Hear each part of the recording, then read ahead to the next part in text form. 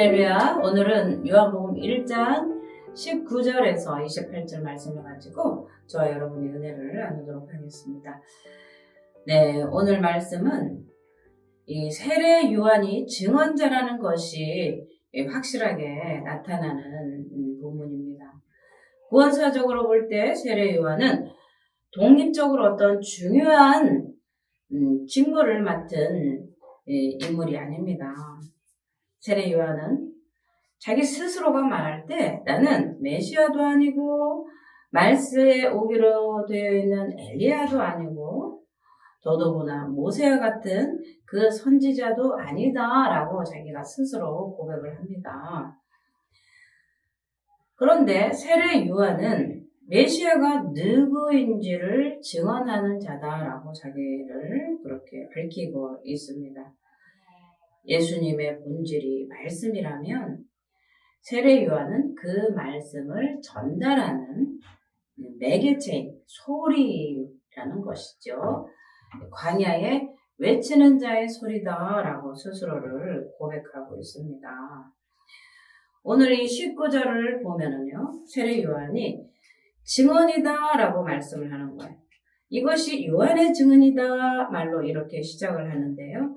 이 34절에 내가 증언하였노라 라는 말과 숨이 쌍관을 이루고 있습니다. 여기에서 핵심 개념이 증언이고요. 세례 요한의 역할은 예수님에 대해서 증언하는 것입니다. 그는 자신이 메시아나 종말론적 인물이 아니고 예수님이 바로 그런 인물이라고 증언해주고 있습니다. 세례 요한에게 사람을 보내어 내가 누구냐라고 물은 인물들은 이 요한복음에서 예수님의 대적자로 나오는 유대인들입니다. 이 단어는 유대인 전체가 아니라 예루살렘에 있는 유대인 당국자를 가리키고 있다는 것이죠. 자, 20절에 보면은요, 또 메시아가 아닌 요한을 우리가 볼 수 있는데요. 19절에서 유대인 당국자들이 보낸 이 제사장들과 레위인들이 질문한 것은 아주 추상적인 거였어요. 그런데 세례 요한은 그 의도를 잘 파악해서 구체적으로 대답을 해주고 있습니다. 그는 자신이 그리스도가 아니다. 당시에는 유대인 각 종파마다 기대하는 메시아가 따로 있었습니다. 다윗 계열의 메시아에 대한 기대가 주류였고요. 이 쿰란 공동체에서는 제사장 메시아까지 추가해서요, 2명이 메시아를 고대하고 있었습니다. 그런데 세례 요한은 자신은 어떤 종류의 메시아적 인물도 아니다라고 말씀을 하는 거죠. 그러면 엘리야나 그 선지자냐? 이렇게 또 묻게 되죠. 그런데 세례 요한은 자신은 메시아도 아니고 엘리야도 아니고 그 선지자도 아니다. 오직 자신은 광야에 외치는 자의 소리다라고 자기 자신을 고백하고 있습니다. 우리 24절에서 28절까지 보겠습니다. 마지막으로 세례 요한이 왜 그러면 너는 메시아도 아니고 그리스도도 아니고 엘리야도 아니고 모세처럼 선지자도 아닌데 그러면 왜 세례를 베푸느냐라는 이 유대 당국자들의 질문에 이렇게 대답을 합니다. 그런데 그 대답은요, 그들이 직접적인 질문에 대한 대답이 아니고요, 자신과 비교할 수 없는 귀한 분이 오실 것인데 그분은 내가 신발끈도 풀 자격도 없는 자입니다 라고 고백을 하는 거예요. 당시에는 주인의 신발끈을 풀고 정리해두는 일은요, 노예가 하는 일이었습니다.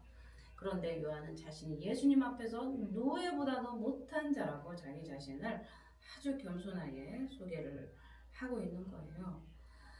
요한은 자기 자신이 예수님의 신발끈을 풀 자격도 없다라고 말했던 그 요한을 통해서 우리는 무엇을 배울 수 있을까요? 사람들이 우리를 높일 때, 축혀줄 때 우리는 자신을 낮춰야 될 때다라고 생각을 해야 되는 거예요.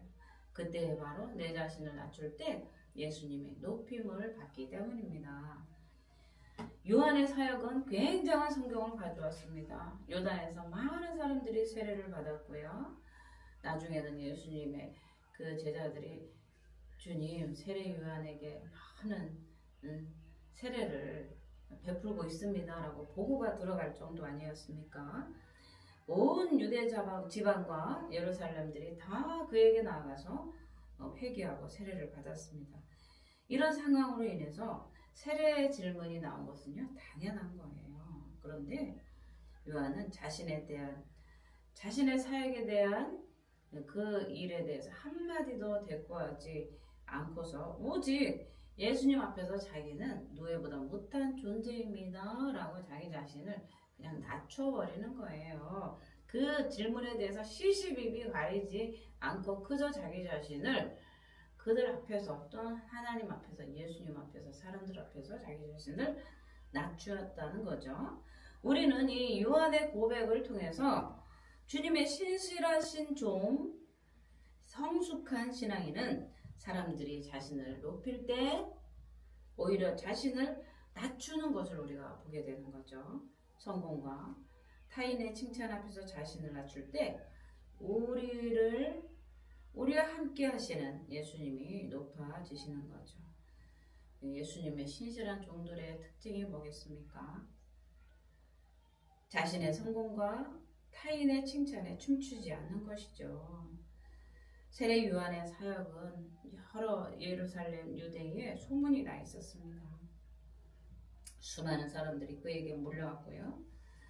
그의 사역이 유대교 당국자들에게까지 불안을 조성할 정도로 성공적이었어요.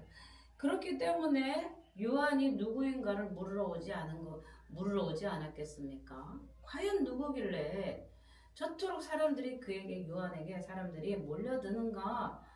그래서 지금 유대 당국자들이 지금 조사가 행해지고 있는 것 아니겠습니까? 그런데 요한은 자신을 낮추고 예수님을 높였어요. 우리가 무엇인가 큰 성과를 내고 사람들이 칭찬할 때 우리는 그때 우리 자신을 낮춰야 되는 때라고 보아집니다. 요한은 자기 자신을 스스로 생각한 적도 없습니다.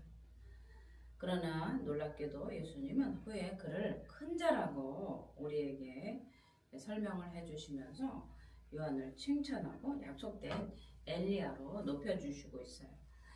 요한이 자기 자신을 주님 앞에서 겸손히 낮추었을 때 예수님은 요한을 높여주셨다는 사실이에요. 우리는 이것을 통해서 우리는 무엇을 배우게 될까요?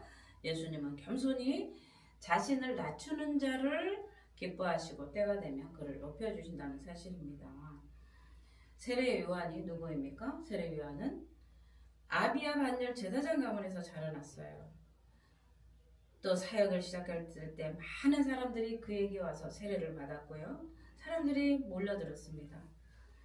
좋은 배경을 가졌고 또 사역의 부흥도 경험했어요. 그렇기 때문에 자신을 충분히 자랑할 만도 했습니다. 그러나 한결같이 자신을 낮추면서 자신은 오히려 광야에 외치는 자의 소리일 뿐이라고 그를 조사하러 온 유대 당국자들에게 자신을 밝히고 있다는 사실이죠. 우리는 요한의 경우를 통해서 보듯이 예수님은 때가 되면 겸손한 자를 높여주십니다. 자신의 능력보다 중요한 것이 예수님 앞에서 겸손입니다. 깊이 있는 신앙인들은요, 자신을 낮출 때 예수님이 높여주신다는 사실을 또 그 은혜를 우리는 경험할 수 있어야 됩니다. 이 요한이 사람들 앞에서 자신을 누구라고 말하는가? 주님 앞에서 자신이 어떤 존재임을 알기에 그분이 기뻐하실 만큼 충분히 겸손한가? 그런데 우리는 그렇지 않잖아요. 사람들 앞에 우리를 자신을 은근히 자랑하고 싶어 하고요. 은근히 드러내면서 자기가 가진 것, 자기의 능력을 자랑하고 싶어 하는 거죠. 그러나 예수님은 성숙한 종이라면 사람들의 칭찬과 사람들의 인정 앞에서 겸손하게 나는 대단한 사람이 아닙니다 라고 말할 수 있어야 된다는 거죠. 우리가 예수님 앞에 겸손한 모습으로 나아갈 때 기뻐하시는 것, 또 때가 되면 주님의 방식으로 우리를 높여주신다는 사실을 믿어야 할 줄 믿습니다. 네, 우리가 22절에서 23절을 보겠습니다. 이 제사장과 레위인이 계속되는 질문에 세례 요한은 자신을 처음으로 누군지 밝히는 거죠. 그는 자신이 주님의 길을 곧게 하라고 광야에서 외치는 자의 소리라고 말하고 있습니다. 고대 근동에서는요, 왕이 지나갈 때, 어떤 지역을 지나갈 때 전에 신하가 그 지역에 먼저 파견이 되어서 사람들에게 장애물도 없애고 길을 정비하여 왕을 맞이할 준비를 하라고 소리를 칩니다. 요한은 이사야 40장 3절을 인용하면서 그 역할이 자신의 것이라고 말하고 있습니다. 우리는 삶의 현장에서 세례 요한처럼 주의 길을 예비하는 광야의 소리로 살아간다는 것이 과연 무엇을 뜻하는지 우리는 잘 생각해 볼 필요가 있습니다.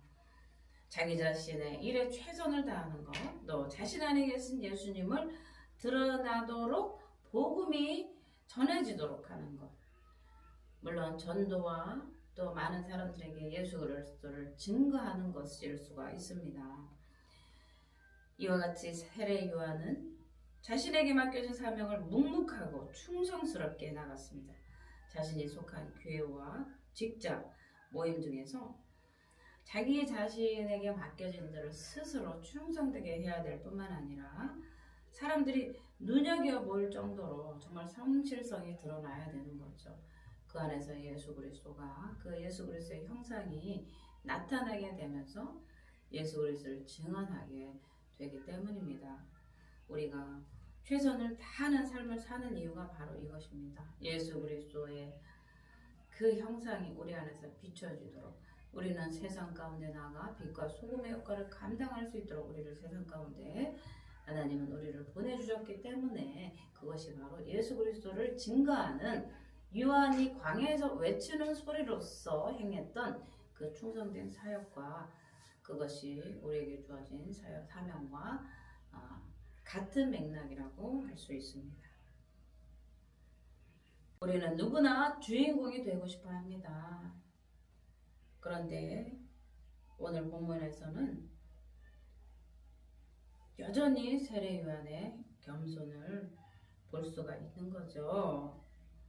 유대인들이 예루살렘에서 제사장 등과 레위인들을 세례 요한에게 보냈을 때 그는 겸손하게 예수님을 높이는 자로서 그의 사역을 충성되게 행하고 있다는 사실을 우리는 보았습니다. 예수님은 세례 요한을 내 길을 준비한 사자로 인정해 주셨습니다. 세례 요한은 자신이 사라질 소리일 뿐이라고 말했지만 주님께도 우리에게도 영원히 기억될 소리로 남아 있습니다. 아멘, 할렐루야.